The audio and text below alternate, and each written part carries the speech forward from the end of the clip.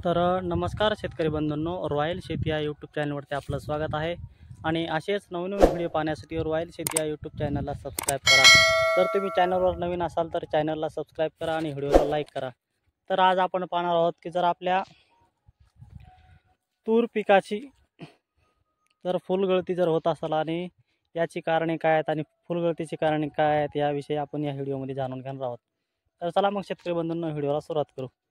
ज्यावेळेस आपल्या तुरीला फुले लागण्याच्या वेळी जमिनीत कमी ओलावा असणे किंवा सतत जर जास्त ओलावा जर असेल तर ह्यामुळे सुद्धा आपल्या तूर पिकाची फुलगळ होते। त्याच्यानंतर 2 नंबरचं असं कारण आहे की जर जमिनीत जर जास्त दिवस पाणी साठवून असला आणि वापसा जर पाणी धरून राहत असेल किंवा जर वापसा होत नसेल तर त्याचा परिणाम सुद्धा फुलगळतीवरती होत असतो। त्याच्यानंतर आता महाराष्ट्रामध्ये तुम्ही पाहतच आहात की बाबा सतत ढगाळ वातावरण राहत आहे आणि या ढगाळ वातावरणामुळे खूप मोठ्या प्रमाणामध्ये फुलगळती होत आहे। त्याच्या दमटपणामुळे फुलगळती होत आहे। आणि त्याच्यानंतर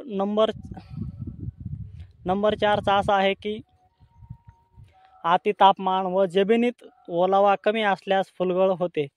तर हे झाले फुलगळ कशामुळे होते हे। तर याच्यावरती उपाययोजना काय आहेत तर आपल्याला तर आपण चमत्कार जे औषध आहे तर ते प्रतिपंप 20 लिटर आपण प्रतिपंप 20 मिली आपण ते वापरू शकतो। तर हे जे काही चमत्कार आहे तर हे औषध वापरल्यामुळे आपल्याला तुरी पिकाला काय फायदा होईल। तर चमत्कार वापरल्याच्या नंतर मोठ्या प्रमाणामध्ये फुलांची वाढ होते व शेंगात लवकर रूपांतर होते। त्याच्यानंतर फुलांच्या वेळी किंवा ज्यावेळेस आपल्या तुरीला फुलं लागलेले आहेत त्यावेळेस आपण बोरांची सुद्धा फवारणी करू शकतात। तर शेतकरी बंधूंनो, व्हिडिओ कसा वाटला व्हिडिओला लाईक करा आणि चॅनलला सबस्क्राईब करायला विसरू नका।